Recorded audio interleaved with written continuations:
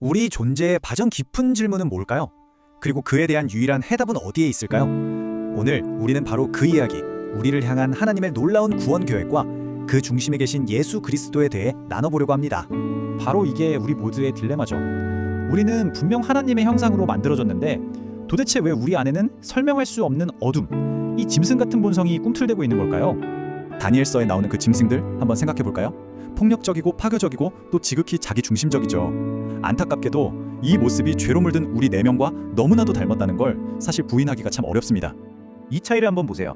우리는 원래 이 땅을 다스리는 그런 존재로 지음받았는데 죄가 그 모든 질서를 그냥 뒤집어버린 거예요. 이제 우리는 짐승 같은 본성에 오히려 다스림을 받게 된 거죠.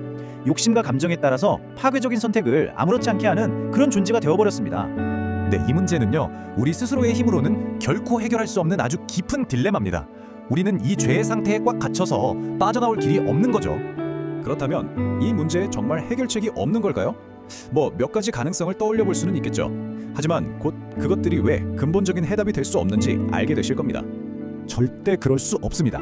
왜냐하면 하나님은 공의로운 재판관이시기 때문에 죄를 그냥 덮어두실 수가 없는 분이에요. 그분의 속성 자체가 죄에 대한 심판을 반드시 요구하거든요. 자, 그럼 하나님이 묵과하실 수 없다면 우리 스스로 이 죄의 문제를 해결할 수는 없을까요? 우리가 어떻게든 노력하면 되지 않을까요? 안타깝지만 이것도 불가능합니다. 모든 사람이 죄를 지었기 때문에 우리 중에 그 누구도 자기 죄값을 치르기에도 벅차거든요. 하물며 다른 사람의 죄를 대신할 그런 중보자가 될 수는 없는 거죠. 자, 그럼 다른 건 어떨까요? 예를 들어 구약 시대의 동물 제사처럼 다른 피조물이 우리를 대신해서 그 값을 치를 수는 없을까요? 동물 제사는 물론 하나님의 은혜를 가리키는 아주 중요한 예표였습니다. 하지만 인간의 죄 문제를 뿌리 뽑을 근본적으로 해결할 능력은 없었어요. 말 그대로 장차올 실체에 대한 그림자일 뿐이었던 거죠. 이렇게 모든 길이 막힌 것 같은 절망의 순간, 바로 그때 하나님께서 우리가 상상조차 할 수 없었던 단 하나의 길을 열어주셨습니다. 우리의 구원자는 이 세상 그 누구도 만족시킬 수 없는 아주 특별한 조건을 갖춰야만 했습니다. 바로 이 두 가지 조건이 핵심입니다. 우리를 대신해서 죽으려면 반드시 우리와 똑같은 참 사람이어야 했어요. 그쵸? 하지만 동시에 죄가 없고 죽음의 권세를 완전히 깨트리려면 반드시 참 하나님이셔야만 했습니다. 어느 하나만으로는 절대 안 됐어요. 이 두 가지가 완벽하게 하나가 되어야만 했던 겁니다. 이 불가능해 보이는 두 가지 조건을 완벽하게 충족시키신 단 한 분이 계십니다. 바로 예수 그리스도, 우리의 참된 그리고 유일한 희망이십니다. 여러분, 이 세상의 그 누구도 죽기 위해 태어나지는 않죠.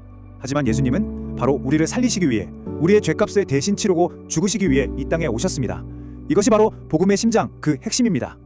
예수님은 역사 속에 갑자기 툭 튀어나온 분이 아니에요. 그분은 아브라함에게 약속되었던 바로 그 희생제물이었고, 다윗에게 약속된 영원한 왕이었으며, 이사야가 예언했던 바로 그 분이셨습니다.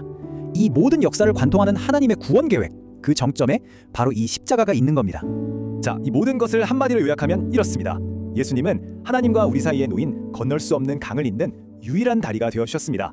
그분 안에서 우리는 비로소 죄의 문제를 해결받고 하나님께로 나아갈 수 있는 유일한 길을 찾게 되는 겁니다. 그렇다면 이 놀라운 진리가 오늘을 살아가는 우리에게 어떤 의미가 있을까요?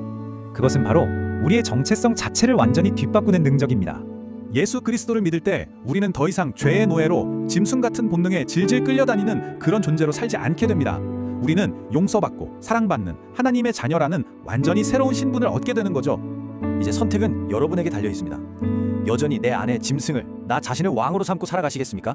아니면 우리를 위해 이 땅에 오신 참 사람, 참 하나님이신 예수 그리스도를 여러분의 유일한 왕으로 모시고 그분이 주시는 진짜 생명과 자유를 누리시겠습니까? 기억하십시오. 우리의 유일한 희망은 오직 예수 그리스도 한 분뿐입니다.